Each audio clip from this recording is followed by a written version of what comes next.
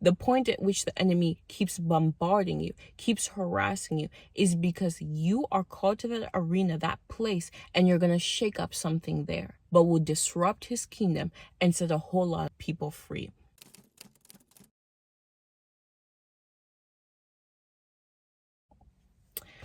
Hi, so I wanted to speak to people who dream real quick. So the reality is, we know that the scriptures tell us in the book of Acts that in the last days the Lord will pour out his spirit. People will prophesy, they'll have visions, they'll have dreams. That's what the scriptures tell us. It takes time to break down even the perception of who might be experiencing those things.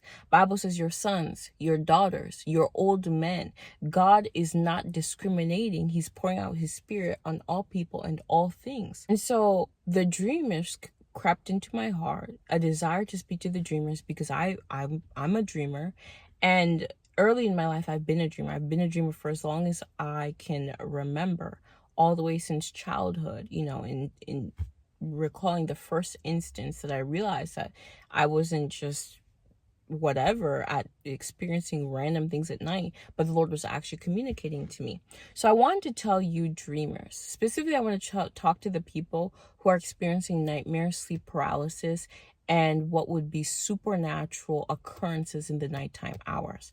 I want to tell you that you are called to the prophetic realm, because I wish someone would have just made a clear, quick video saying this, because my gosh, what I've come to understand about the enemy is oftentimes what he does is he attacks you in the specific area that the Lord desires to use you. And where his twistedness, his perversion comes into the picture is he makes whatever area it is that you are gifted and called for, he makes it so unbelievably bad. He makes it so unbearable that you spend most of your life, he doesn't have to chase you out of that place because you're running from it yourself. This is what happened to me. So growing up, I had a lot of nightmares. It even escalated to a point in my life, but I understand what door opened to lead to this. But I even experienced sleep paralysis. But I had a lot of nightmares. I was someone, not that this disqualifies me from having nightmares, but I want to give you some insight into the sort of person I was. I was the sort of person where I spent a lot of time going to church. I was someone who I made it a point to run away from things that I felt like were bad, were evil, were not God's will for my life. So I was someone who I chased good things, or at least things that I perceived to be good. With that being said, I was always confused. I'm like, Lord, I feel like I always am focusing on what you tell me to focus.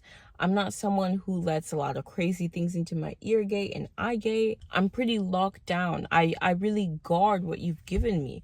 Why is it that when I hit my pillow my head hits the pillow at night, I begin to see images and ideas and things are presented to me that I would never think of that, in my wildest dreams during the daylight hours. So why is that in the nighttime hours? And this was a journey that the Lord began to unfold. The Lord had to take me through a journey of developing in me a warrior type attitude. He had to develop me in the realm of spiritual warfare. He had to remove blinders, welcome me deeper into his presence, because the reality is the enemy was masking my gifting. He was covering it with a spirit of fear. He was making it that I was so scared of the dream realm that I would never take time to study dreams. I would never take time to believe that maybe God, who I associated with everything good, everything pleasing, everything righteous, whole, right, pure, would use to speak to me. I just X that off and push that over there. And in the process, he was trying to cheat me off of my very inheritance as a dreamer. So I came to tell someone, I'm using dreams, but I came to tell anyone, this can apply to anything. The point at which the enemy is attacking you is the point that you're called for. The point at which the enemy keeps bombarding you, keeps harassing you, is because you are called to that arena, that place, and you're going to shake up something there. There is something that if you get in there, he knows would disrupt not only your life, transform your life, but will disrupt his kingdom and set a whole lot of people free. Ever since then, as I've developed in my relationship with the Lord has spoken to me exponentially through dreams. Through dreams is where he revealed to me my calling. He told me who I was. Dreams are where he continues to give me messages that are now messages. Dreams are where he communicates to me the signs of the times, is where he tells me, gives me insight, welcomes me, pulls back the veil, and shows me things that I should not know any other way. So I came to tell the dreamers who are experiencing a certain level of warfare that they cannot wrap their mind against, is because the enemy knows something that you don't know, and it's that dreaming is for you. The dream realm is for you, and you're meant to dream and have peace while you sleep. You're meant to have clear dreams. You're meant to have a sound mind, and you're meant to be able to receive the things that the Lord wants to speak to you.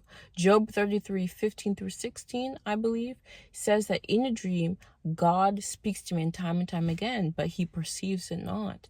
He speaks to warn him, to turn him away from the path of evil. God uses dreams. He speaks through dreams. And I need you to know that you need not fear your dreams anymore. You need to take that space. And this may be hard for some of you to really grasp and believe. It was hard for me to accept this because for as long as I can remember, all my life, it was just bad and evil dreams. They were dark, sinister dreams. But I promise you, you who has had dark, evil, sinister experiences in the dream realm or any other arena, the Lord can transform it. Allow the Lord to pull off the masking that the enemy has put over that area and reveal to you what he truly intended and created for it to look like. God bless you. Have a great day.